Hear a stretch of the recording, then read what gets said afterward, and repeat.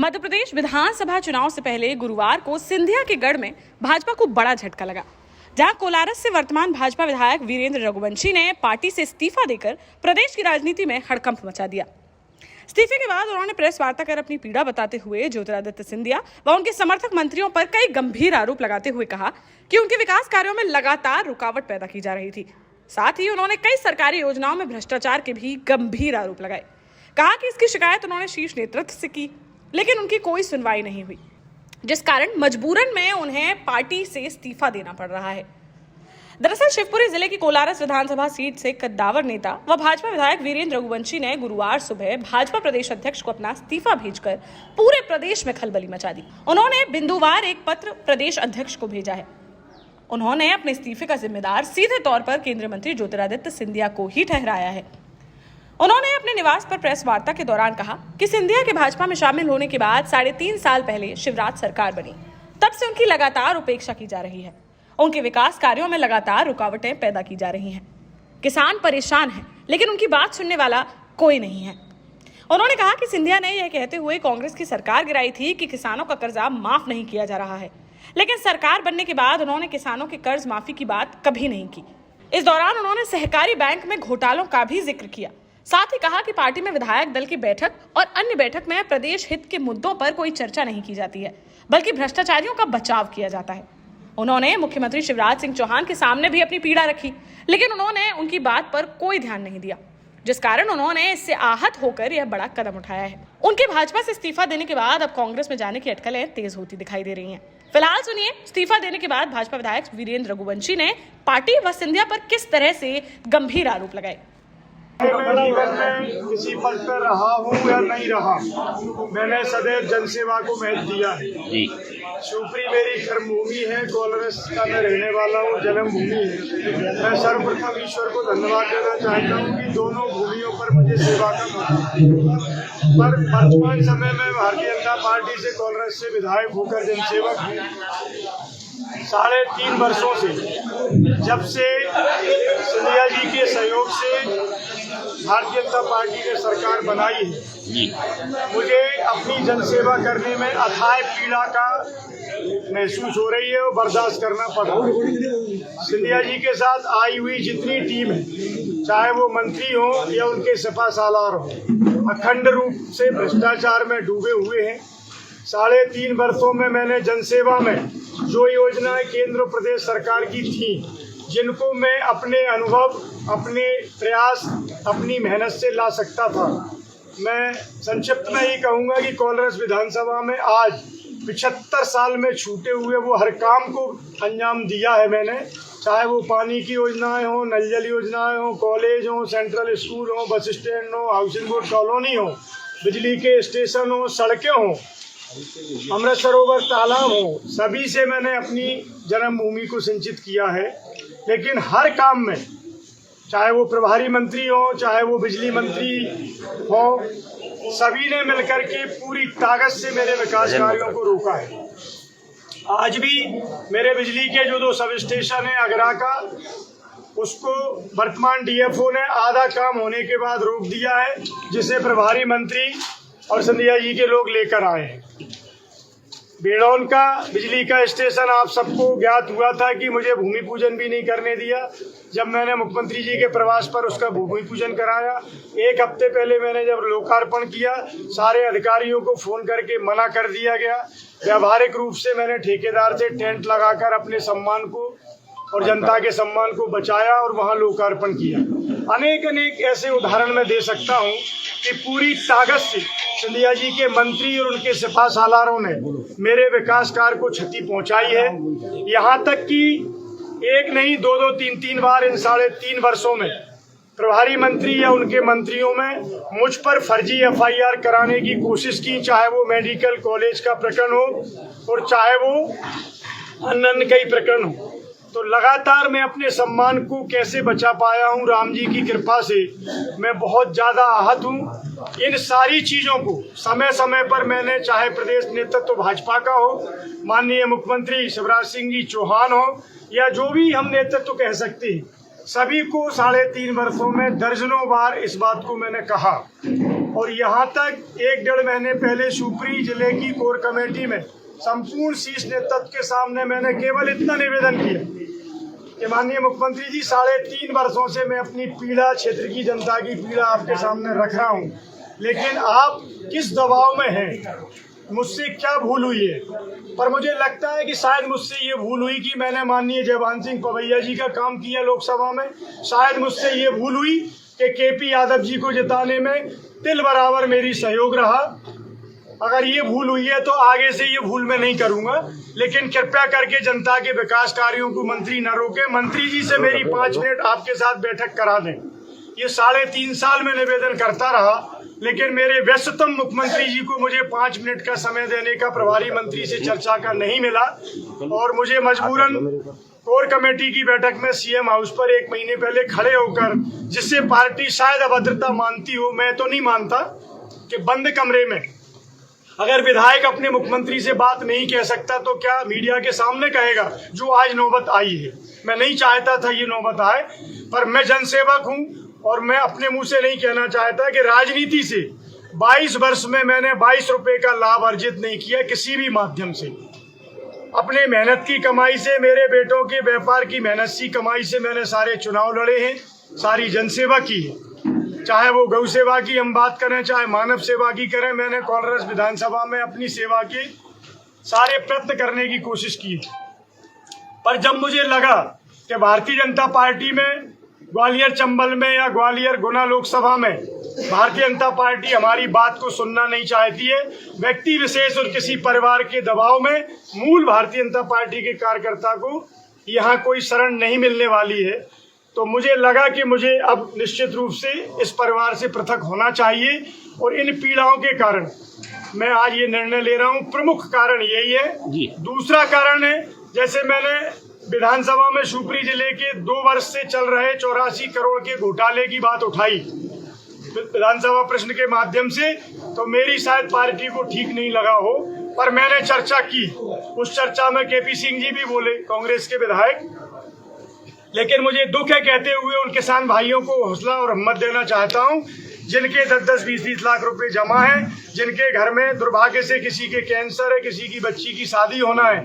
लगातार 3 साल प्रयास करने के बाद उस विषय पर भी ना विधानसभा में गंभीरता से लिया गया, ना माननीय मंत्री अरविंद भदौरिया जी सहकारिता मंत्री ने उस विषय को लिया।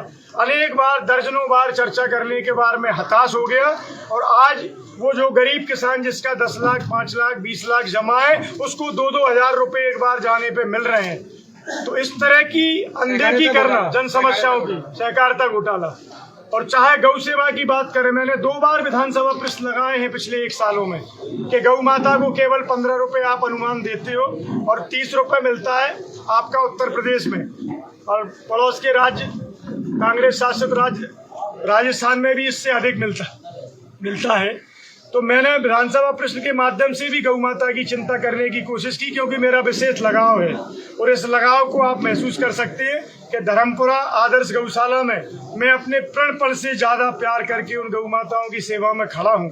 मैं जब आहत हुआ, जब विधानसभा प्रश्न में ये जवाब आया कि सरकार इस पर न कोई विचार कर रही है, न करना चाहती है, तो मैं पूछना चाहता हूं माननीय मुख्यमंत्री जी, जिस गौ माता को नाम लेकर हम भारतीय जनता पार्टी के रूप में आज तक कार्यकर्ता गली गली में वोट मांगते थे, उस गौ माता के लिए बजट में 1 रुपए आपने विधानसभा प्रश्न और मेरी मांग पर रखने की कोशिश नहीं की। वो 15 रुपए भी आप अलग अलग विभागों से भीख सी मांग करके डलवाते हैं, 5-5 महीने तक उसका भुगतान नहीं होता। आज भी आदर्श गौशाला धर्मपुरा का 5 महीने का भुगतान बाकी है। लाखों रुपया मैंने अपने मेहनत बच्चों की कमाई से वहां लगाकर गौ माता को बचा के रखा है। तो इस तरह की संवेदनशीलता पर भी ये भारतीय जनता पार्टी का नेतृत्व और भारतीय जनता पार्टी के माननीय मुख्यमंत्री, जो आज तक मेरे मुख्यमंत्री थे, मैं आज उनको नमस्कार करना चाहता हूं, क्योंकि जनसेवा मेरा लक्ष्य है।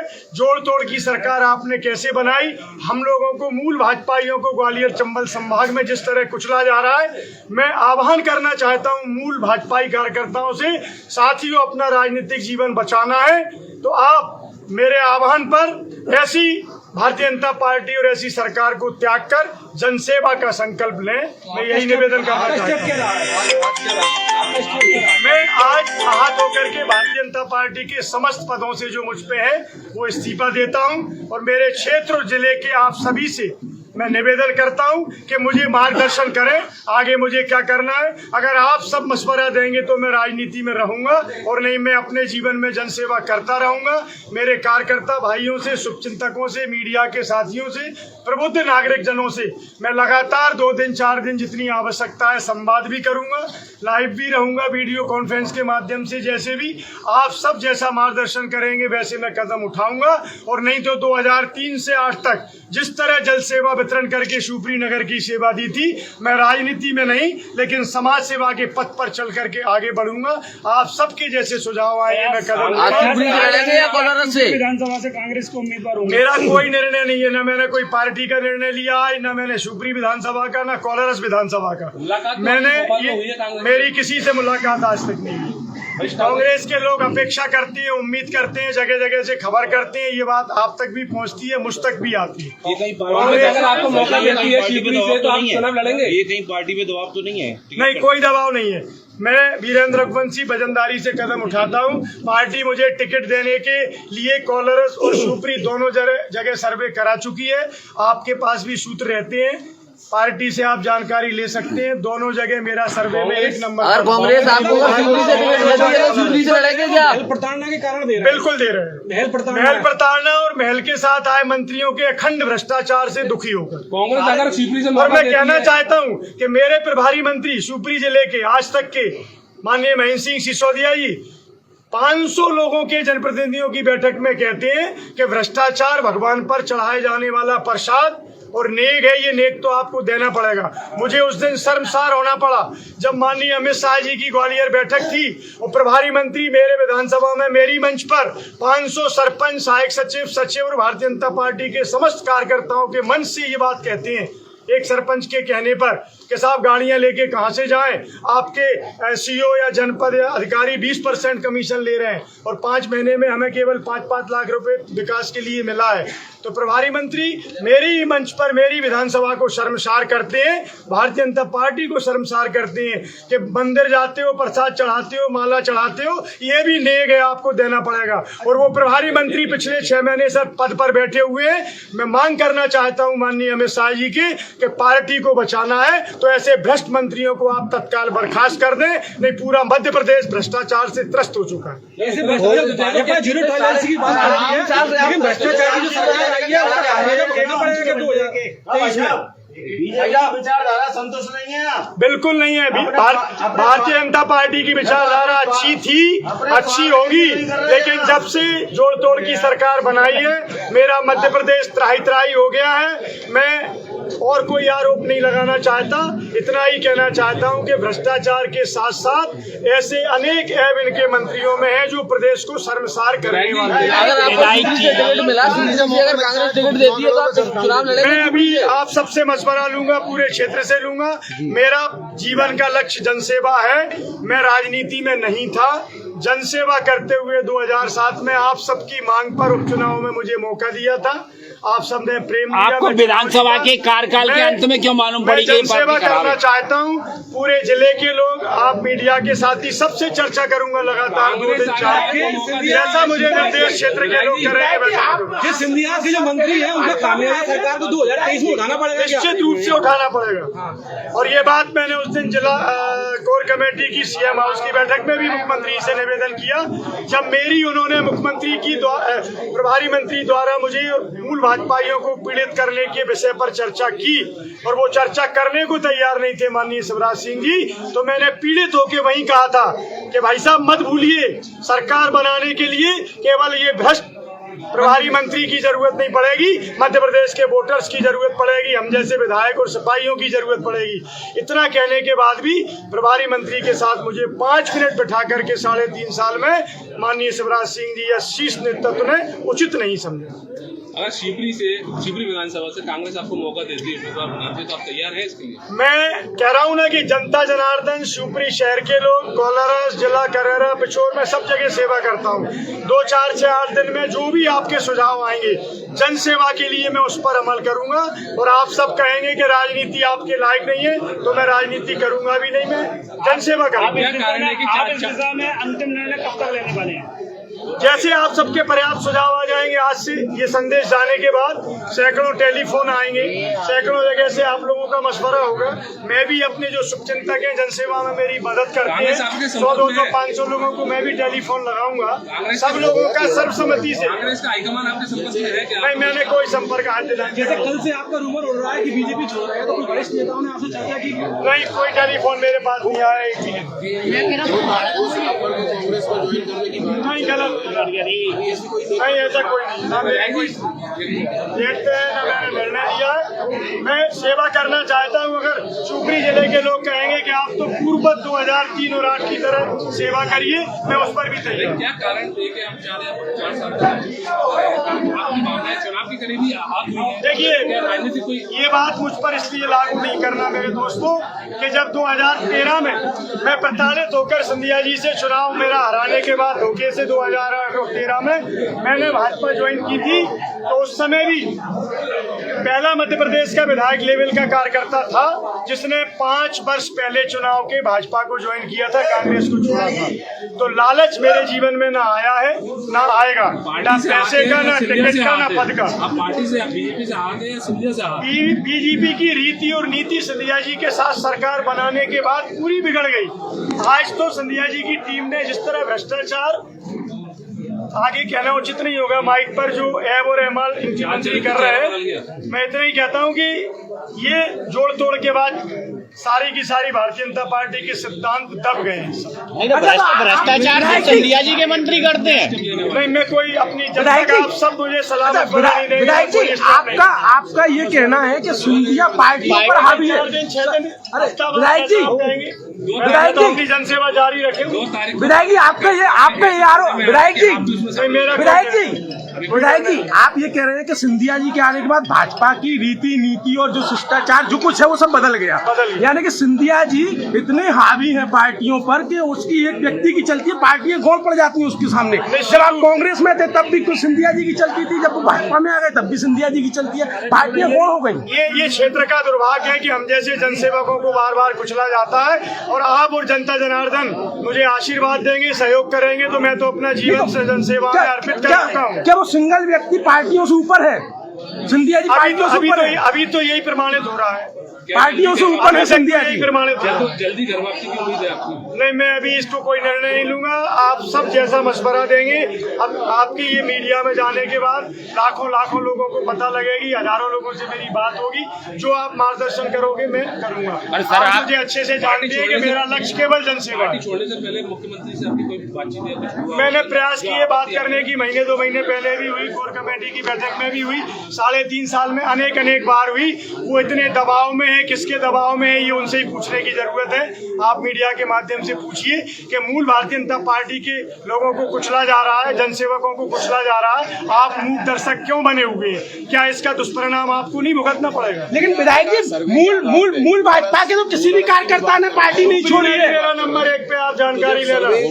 विधायक जी, टिकट का मेरा लालच नहीं है मेरे दोस्तों, मैं टिकट का लालच आज भी नहीं करता। विधायक जी, और मैं जब 2 साल 1 साल पहले भी कई बार बात हुई तो मैंने अपने पार्टी के मंच से भी कहा, विधायक जी, टिकट और बधाई मेरा लक्ष्य नहीं है, मेरा लक्ष्य जनसेवा है। विधायक जी, आपका आरोप है, ये मैंने प्रमाणित किया है, विधायक जी जानते हैं। विधायक जी, आपका आरोप है मूल भाजपा कार्यकर्ता का दमन किया जा रहा है बुरी तरह से। लेकिन अभी तक एक भी मूल भाजपा कार्यकर्ता ऐसा नहीं है जिसने पार्टी छोड़ी हो। सारे के सारे वही कार्यकर्ता हैं पार्टी छोड़ने वाले, जो पहले दूसरे दलों से भाजपा में आए थे और फिर वापस भाजपा से। आप देखते रहे, अभी 3 महीने का समय है, अब पीड़ा लोगों की जागेगी और लोग अपनी बात रखेंगे पार्टी में। आप अलग अलग व्यक्तिगत भी पूछ सकते हैं, इसी शहर के प्रबुद्ध पत्रकार साथी हैं। मूल भाजपा के कार्यकर्ता को वीडियो में नहीं आना चाहते लोग। मानव जीवन में कहीं ना कहीं भय रहता है, स्वार्थ रहता है, लेकिन सच्चाई आपको भी मालूम है कि मूल भाजपाइयों की स्थिति क्या हो गई है। ग्वालियर चुनाव लड़ेंगे या नहीं लड़ेंगे? आप सब निर्देश करेंगे, जनता करेगी, मैं विचार करूंगा। आज मेरा कोई निर्णय नहीं है। अच्छा, जब कौन सी पार्टी से चुनाव लड़ेंगे अगर जरूरत पड़ी मैं अभी कोई तय नहीं कर रहा। वो जनता जनार्दन आप सब करना। आप कहोगे कि सेवा करो तो सेवा करो। आपको बता दें कि वीरेंद्र रघुवंशी वर्ष 2008 और 2013 में कांग्रेस की टिकट पर शिवपुरी विधानसभा सीट से चुनाव लड़े थे। उन्होंने 2013 के चुनाव में भाजपा प्रत्याशी यशोधरा राजे सिंधिया को कड़ी टक्कर दी थी। वह एक बार शिवपुरी सीट से विधायक भी चुने गए थे। उसके बाद वर्ष 2014 के लोकसभा चुनाव में कांग्रेस छोड़कर भाजपा में शामिल हुए थे। तब भी उन्होंने ज्योतिरादित्य सिंधिया से नाराजगी के चलते कांग्रेस छोड़ी थी और अब भाजपा छोड़ने की वजह भी सिंधिया ही बने। आपको बता दें कि कोलारस के वर्तमान भाजपा विधायक वीरेंद्र रघुवंशी ने 2019 के चुनाव में भाजपा प्रत्याशी केपी सिंह यादव का समर्थन करते हुए कांग्रेस प्रत्याशी ज्योतिरादित्य सिंधिया का जोरदार तरीके से विरोध किया था और भाजपा प्रत्याशी को चुनाव भी जिताया था, जिसके चलते उनकी सिंधिया से अनबन और गहरी हो गई थी। अब सिंधिया के भाजपा में शामिल हो जाने और ग्वालियर चंबल क्षेत्र में भाजपा संगठन और सरकार में मजबूत पकड़ के चलते वीरेंद्र रघुवंशी के पर कतरने का काम किया जा रहा था, जिसको वीरेंद्र रघुवंशी अच्छे से समझ रहे थे और बार बार भारतीय जनता पार्टी संगठन के बड़े नेताओं से और मुख्यमंत्री से अपनी परेशानी और क्षेत्र में घट रहे घटनाक्रम से अवगत करा रहे थे। लेकिन पार्टी में बढ़ते सिंधिया के प्रभाव और कोलारस क्षेत्र में बढ़ रही सिंधिया समर्थकों की दखलंदाजी के चलते उनकी बिल्कुल भी सुनी नहीं जा रही थी और विधायक वीरेंद्र रघुवंशी के लिए भाजपा में भविष्य और अवसर सीमित हो चले थे। शायद इसीलिए उनका इस्तीफा सामने आया है। ऐसे में अब उनकी फिर से कांग्रेस में वापस जाने की चर्चाएं तेज हो गई हैं। वहीं अगले कदम को लेकर उनका कहना है कि वह अपने समर्थकों से राय लेकर ही आगे की रणनीति तैयार करेंगे। फिलहाल देखना होगा कि मध्य प्रदेश की राजनीति में आगे क्या क्या होता है।